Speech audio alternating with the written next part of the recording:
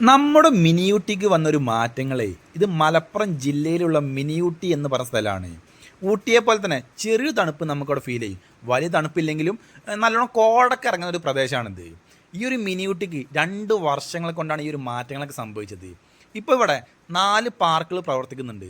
ചെറിയവർക്കും വലിയവർക്കും എല്ലാവർക്കും എൻജോയ് ചെയ്യാൻ പറ്റിയ ഒരു ദിവസം വന്നാൽ നല്ലോണം എൻജോയ് ചെയ്യാൻ പറ്റിയൊരു സ്ഥലമായി മാറിയിട്ടുണ്ട് ഇപ്പോൾ ഇവിടെ. പിന്നെ ഇങ്ങോട്ട് വരുമ്പോൾ ഈ ഒരു കാര്യം ഞാൻ എടുത്തു പറയുകയാണ്, ഇങ്ങോട്ട് വരുമ്പോൾ നിങ്ങൾക്ക് നല്ല ഓഫ് റോഡ് എക്സ്പീരിയൻസ് നല്ലോണം ആസ്വദിക്കുക. അത്രമാത്രം മോശമാണ് ഇങ്ങോട്ടുള്ള റോഡിൻ്റെ അവസ്ഥ എന്ന് പറയുന്നത്. അതും കൂടെ മനസ്സിലാക്കിയിട്ട് വേണം ഇങ്ങോട്ട് വരാൻ. വന്നു കഴിഞ്ഞാൽ ഒരു ദിവസം എന്തായാലും നിങ്ങൾക്ക് മോശമാകില്ല കേട്ടോ. നിങ്ങൾക്ക് ഈ ഒരു 4 പാർക്കിലായിട്ട് ഒരുപാട് ആസ്വദിക്കാൻ പറ്റിയ സംഭവങ്ങളുണ്ട്. ഈ ഒരു കിളിയൊക്കെ ഇതൊരു പെറ്റ്സ് പാർക്കാണ്. ഈ ഒരു കിളിയൊക്കെ എന്നാണ് നമ്മുടെ തോളിലൊക്കെ ഇതുപോലെ അങ്ങ് വെക്കുക. ഇതിന് ഒരു പ്രത്യേകിച്ച് ഫീസും കാര്യങ്ങളൊന്നും ഈടാക്കുന്നില്ല കേട്ടോ.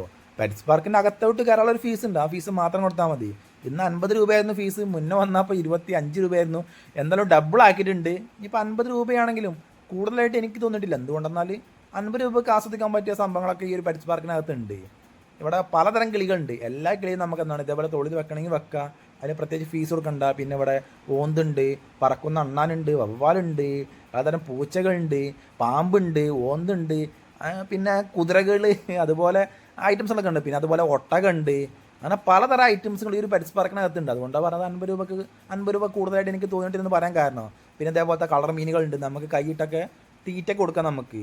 പിന്നെ ആരാപ്പൈമ എന്ന് പറഞ്ഞ മീനുണ്ടല്ലോ, ആ മീനൊക്കെ ഇതിനകത്തുണ്ട്. അതിനെ പല സൈസിലുണ്ട് കേട്ടോ. കാണുമ്പോൾ തന്നെ ഒരു പേടിയാണ്.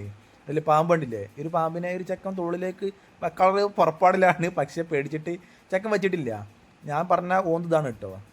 അവിടെ നോക്കൂ, ഇതാണ് ഞാൻ പറഞ്ഞ ഓന്ത്. കണ്ടില്ലേ, ഒന്നേ നമുക്ക് ഇതുപോലെ അങ്ങ് കയ്യിൽ വെച്ച് തരുമോ. ഇനി എങ്ങാനും എൻ്റെ ഈ ഒരു വീഡിയോ കണ്ടിട്ട് ആരെങ്കിലുമൊക്കെ ഇതുവഴി വരുന്നുണ്ടെങ്കിൽ ഞാൻ ഈ പറയുന്ന കാര്യങ്ങൾ ഒന്ന് ഓർത്ത് വെച്ചോളൂ കേട്ടോ. ഒന്നാമത് നിങ്ങൾ ഇങ്ങോട്ട് വരികയാണെങ്കിൽ തന്നെ വൈകുന്നേരം സമയങ്ങളിൽ വരിക.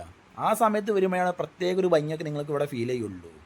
പിന്നെ മഴയുള്ള സമയത്താണെങ്കിൽ പറയും വേണ്ട, അടിപൊളിയായിരിക്കും. കോടൊക്കെ ഇറങ്ങി പ്രത്യേക വൈബായിരിക്കും. പിന്നെ ഇവിടെ മരുഭൂമിയിൽ ഓടിക്കുന്ന ഈ ഒരു ബൈക്കൊക്കെ ഉണ്ട് കേട്ടോ. ചെറിയവർക്കും വലിയവർക്കും ഓടിക്കുക. പിന്നെ നിങ്ങൾ വണ്ടിയായിട്ട് വരുമ്പോൾ നല്ല രീതിയിൽ അച്ചടക്കത്തിൽ ലൈൻ പാലിച്ചിട്ട് ഓടിക്കട്ടോ, അല്ലെങ്കിൽ നല്ലോണം ബ്ലോക്ക് ആവും.